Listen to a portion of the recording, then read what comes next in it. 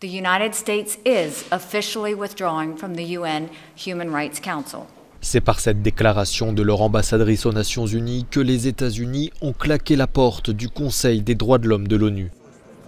Devant la presse, Nikki Haley a parlé d'une organisation hypocrite et servant ses propres intérêts et qui fait des droits de l'homme un sujet de moquerie.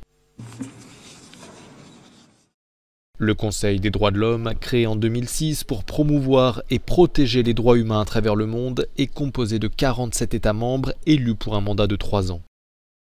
Les États-Unis critiquent la présence d'États comme la Chine, le Venezuela ou la République démocratique du Congo. Ils accusent surtout le Conseil de parti pris contre Israël. Un tel conseil porte atteinte à la cause des droits de l'homme. Et puis bien sûr, il y a la question du parti pris habituel contre Israël. Cette année, comme ce fut aussi le cas les années précédentes, le Conseil des droits de l'homme a adopté 5 résolutions contre Israël.